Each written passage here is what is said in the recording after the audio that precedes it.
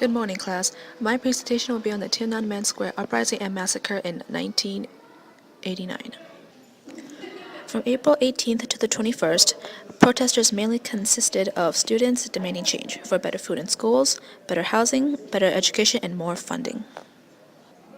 The political figures at this time was Hu Yaobing, and he was the Communist Party chief, and he was not alive for the uprising nor the massacre because his death was the spark of these events. Then we have Deng Xiaoping, who was the leading communist leader, and then we have Li Peng, who is known as the premier to Deng.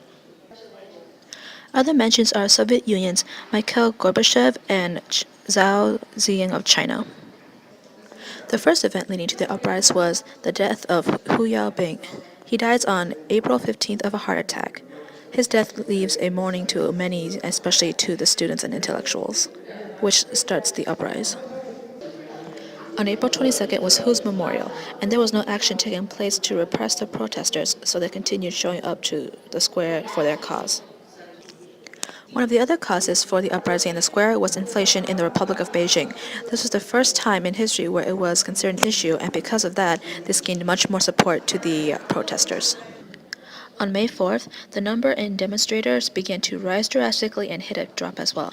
To heighten the stakes, the demonstrators declared to go on a hunger strike. This not only brought more attention, but yet more worrisome to them, as well as the elders in China were worrying for these students not eating.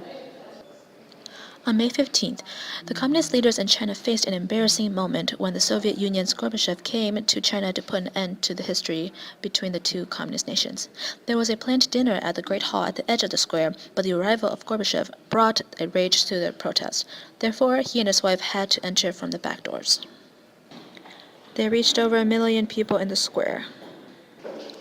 On May 19th, Deng sides with Li Peng for martial laws against the protests. Zhao gives here what is one of his last public acts to appeal to the protesters a compromise, which failed in his favor. In his speech, he has said, "We have come too late." After his tearful speech, he had left and had not been seen since.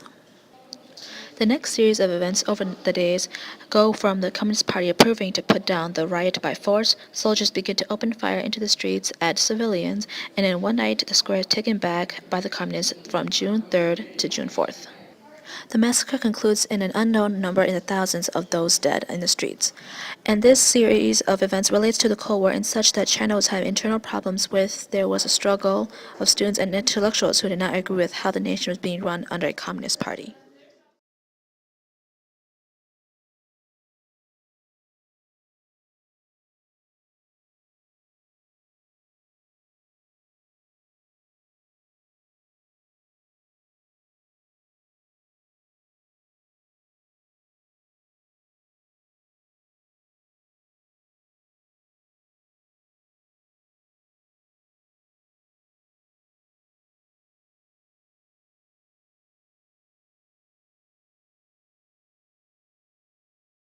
Created using Powtoon.